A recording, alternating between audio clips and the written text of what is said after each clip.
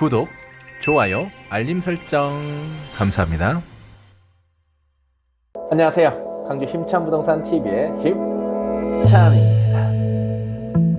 오늘은 임야 경사도를 계산한 법을 안내해 드리도록 하겠습니다.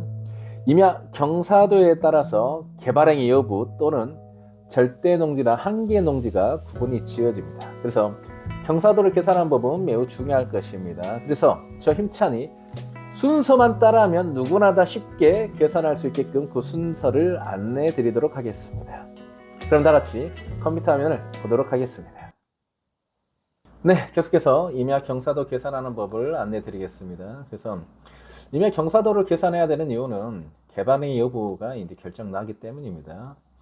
이 경사도는 반드시 조례를 확인하셔야 됩니다. 그래서 지방 조례마다 다른데 자연 경사도가 20도 미만인 경우, 또 어떤 데는 8도인 경우가 있고, 또 어떤 데는 15도 미만인 경우가 있습니다. 그래서 개발행위 여부를 판단하기 위해서다, 이렇게 보시면 되고요. 두 번째로는 절대 농지와 한계 농지를 구분 짓습니다. 이게 무슨 뜻이냐면, 농사를 짓는데 각도가 이제 15도 이상을 넘어가게 되면 농사 짓기에는 부적합하다, 이렇게 이제 한계 농지로 구분 짓는 그런 경계가 됩니다. 그리고 경사도가 이제 조례에 따라서 도로 나오는 게 아니고 퍼센트로 표시되어 있는 경우가 있습니다. 그래서 퍼센트로 표시되어 있을 때에는 각도로 어떻게 환산하는지도 같이 안내해 드리겠습니다. 그래서 누구나 따라하면 쉽게 계산할 수 있도록 제가 그 순서를 안내해 드리도록 하겠습니다. 계속해서 봐보겠습니다. 네, 계속해서 이제 경사도 계산하기 원리를 한번 설명해 보겠습니다. 그래서 삼각형을 제가 이렇게 그려봤는데, 지금 이제 이 부분이 이제 경사도라고 가정을 해 보겠습니다. 경사도. 그래서 경사도를 계산할 때는 역탄젠트입니다. 탄젠트 마이너스 1, B 나누기 A인데 뭐냐면 A는 현재 이 부분에 대한 수평거리입니다.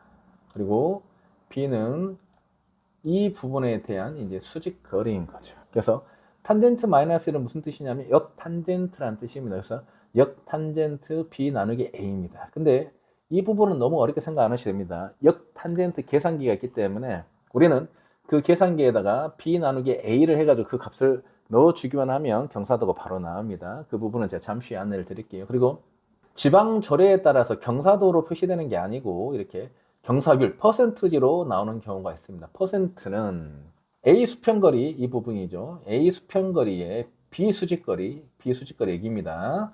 그래서 B에서 A를 나누고 거기다가 100을 곱하면은 경사율이 나옵니다. 그래서 이 경사율을 가지고 표를 보면서 경사도를 보는 그 표가 있습니다. 그 부분도 제가 잠시 후에 안내해 드리겠습니다. 그래서 이렇게 해서 경사도를 구할 수가 있는데 어떻게 하는지를 지금 계속해서 안내해 드리겠습니다.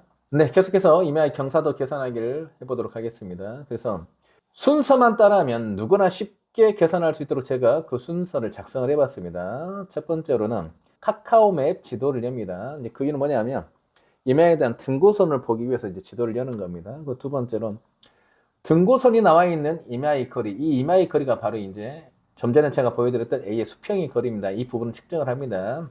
이게 이제 말이 좀 글로편하게 어려울 수 있는데 제가 잠시 후에 지도에다 실제로 측정을 해보면서 쉽게 설명을 드릴게요. 그 세 번째로는 수평의 거리를 잰 부분, 이 앞에 여기 수평의 거리를 잰 부분에 등고선의 개수를 잽니다. 이 등고선의 개수가 바로 이제 비수직 거리가 됩니다.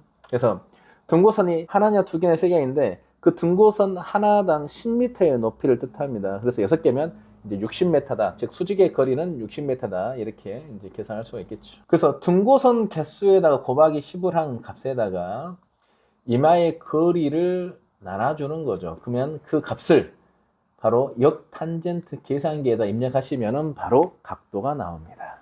그러면 한번 해보도록 하겠습니다. 그리고 역탄젠트 계산기는 이제 인터넷상에서 바로 있기 때문에 이건 전혀 걱정 안 하셔도 됩니다. 그럼 한번 해보겠습니다. 저희 사무실이 이제 진곡동에 있다 보니까 진곡동에 있는 임야를 한번 예를 들어보겠습니다. 제 눈에는 이제 등고선이 보이는데 이게 시청자 화면에서는 보일지 모르겠습니다. 그래도 한번 해보겠습니다. 지금 현재 보시면 이렇게 흰색 부분이 이렇게 있거든요. 이 부분이 등고선이에요. 이렇게 한번 재보도록 하죠. 92m가 나왔습니다. 그리고 등고선이 안 보일 수 있으니까 제가 한번 그려볼게요. 지금 현재 이렇게 등고선이 있고요. 지금 이렇게 있습니다. 그러면 등고선이 하나, 둘, 셋, 넷, 5개죠. 5개이면서 총 거리는 이제 92m입니다. 그러면 이제 5개니까 곱하기 10 하면은 50m 나누기 92를 하면 되죠. 한번 해보겠습니다. 자, 등고선이 5개니까 곱하기 5 곱하기 10을 합니다. 그러면 50이 되죠. 이 50에다가 좀 전에 총 거리가 92m니까 92를 나눠주는 겁니다. 그러면 0.5434가 됩니다. 이 부분을 역탄젠트 계산기에다 입력하면 바로 나옵니다. 그래서 네이버에다가 역탄젠트 계산기라고 치면은 바로 나오니까 거기서 이제 입력하시면 돼요. 그럼 사이트로 가서 0.5434를 입력해 보겠습니다.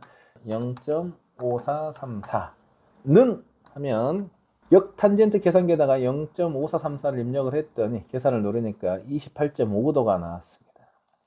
그리고 이제 라디안 각도 이 부분은 이제 무시를 하시면 되세요. 이거는 이제 우리가 하는 게 아니니까 이제 원에 대한 뭐 파이로 인해 가지고 이렇게 나누는 건데 이거는 뭐 우리가 몰라도 됩니다. 그래서 제가 좀 전에 진국동에 있는 임야에 대한 각도를 재보니까 28.5도가 나왔더라. 그러니까 이게 90도고 이게 45도니까 이 정도의 각도일 것 같아요. 그래서 이제 대부분 이제 지방 조례에서는 20도 미만 또는 15도 미만 또는 이제 10도 미만인 경우에만 개발행위가 가능한데 이제 28.5도니까는 이제 개발행위는 좀 힘들 것 같고 그 나무를 키운다든가 이러한 부분은 가능하지 않을까 예상이 됩니다.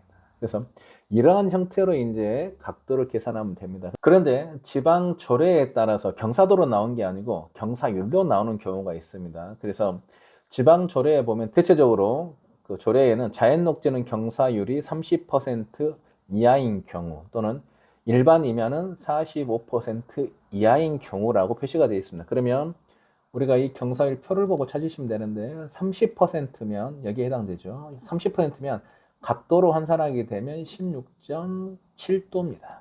그리고 45%면은 24.23%입니다. 이 부분은 이제 너무 걱정 안 하셔도 되는 게 이 경사율 환산표가 있습니다. 그래서 그걸 보고 이제 각도를 이제 보시면 됩니다. 어떠세요? 오늘 이 시간에는 저 힘찬이 임야 경사도를 계산하는 법을 안내를 드렸습니다.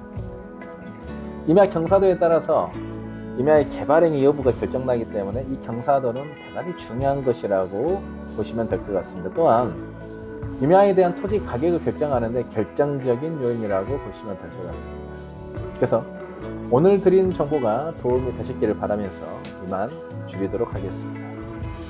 시청해 주셔서 감사드리고요. 저는 광주 힘찬부동산TV의 김찬이었습니다. 감사합니다.